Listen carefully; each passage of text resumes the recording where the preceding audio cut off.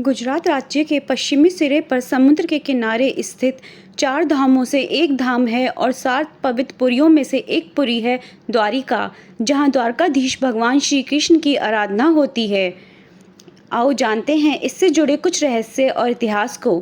पौराणिक कथाओं के अनुसार महाराजा रैवतक के समुद्र तट पर कुश बिछाकर यज्ञ करने के कारण ही इस नगरी का नाम पहले कुश स्थली था। हरिवंश पुराण के अनुसार कुश स्थली के उजाड़ होने के बाद श्री कृष्ण के आदेश पर मायासुर और विश्वामित्र ने यहाँ एक भव्य नगर का निर्माण किया, जिसका नाम द्वारिका रखा गया। कई द्वारों का शहर होने के कारण द्वारिका को द्वारावती, कुशस्थली, अनार्तक, ओखा मंडल, गोमती, द्वारिका, चक्रतीर्थ, अंतरदीप, बारीद्वर, उद्दती मध्य स्थान भी कहा जाता है। इस नगर में विशालकाय सभा मंडप था। समुद्री व्यापार के लिए बंदरगाह भी थी। कहते हैं कि शहर में सोना, रजत और रत्नों के साथ 7 लाख महल थे। इसके अलावा वनस्पति उद्यान और झील भी थी। जैन सूत्र अंतंकृत दशांक में द्वारका के 12 योजन लंबे 9 योजन चौड़े विस्तार का उल्लेख है तथा इसे कुबेर द्वारा निर्मित बताया गया है और इसके वैभव और सौंदर्य के कारण इसकी तुलना अलका से भी की गई है। बहुत से पुराणकार मानते हैं कि कृष्ण अपने 18 साथी और कुल के साथ द्वारका आए थे। यहाँ उन्होंने 36 साल तक राज किया। उनके देहांत के दौरान द्वारका नगरी समुद्र में डूब गई और यादव कुल नष्ट हो गया।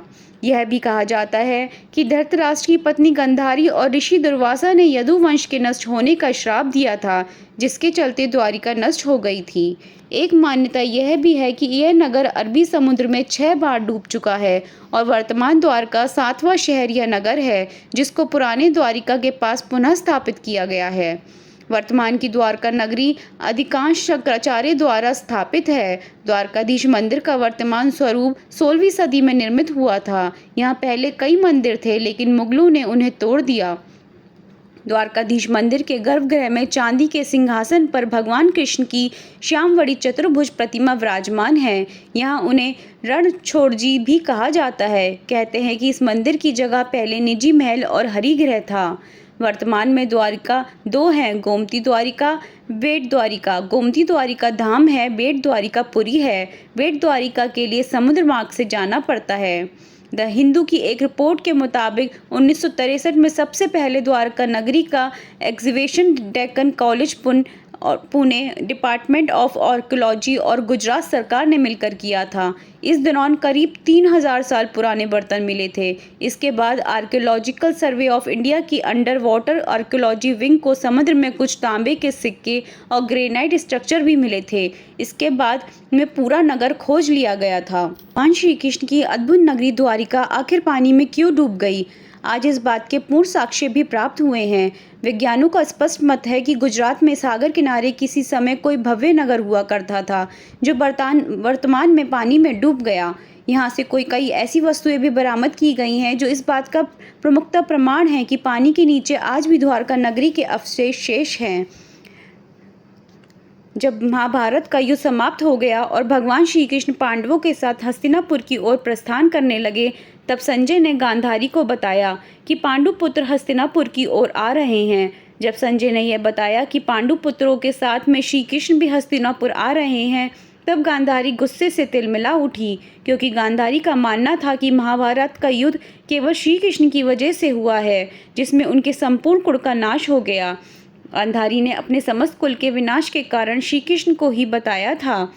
इसके अनुसार यदि श्री कृष्ण चाहते हैं तो युद्ध रुकवा सकते थे, परंतु उन्होंने ऐसा नहीं किया। उन्होंने युद्ध होने दिया, जिसमें महाविनाश हो चुका है।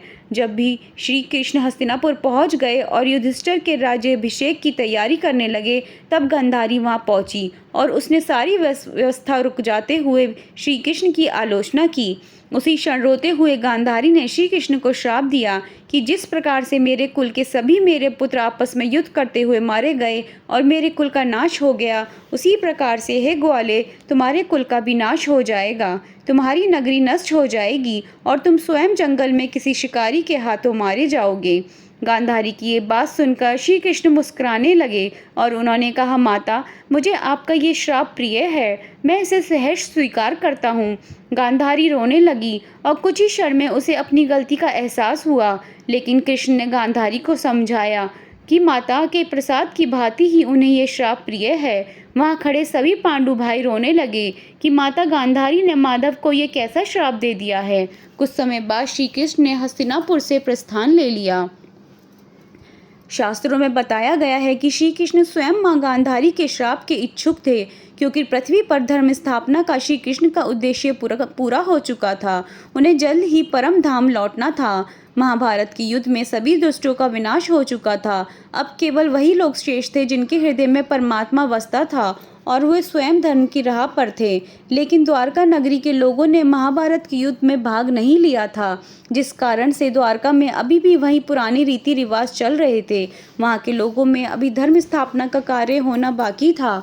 इसलिए भगवान श्री कृष्ण ने गांधारी के श्राप के जरिए द्वारका में धर्म स्थापना का निश्चय किया था। एक अन्य कारण यह भी था कि जब एक दिन द्वारका नगरी में कुछ संत जन भ्रमण कर रहे थे, तो वहीं पर श्री कृष्ण का एक पुत्र अपने कुछ मित्रों के साथ अटखेलियां कर रहा था। उसने अपने मित्रों के संग मिलकर ऋषियों के साथ मजाक करने की सोची। उसने स्त्री का भेष धारण कर लिया और अपने मित्रों के संग ऋषि के सामने जा प्रकट हुआ।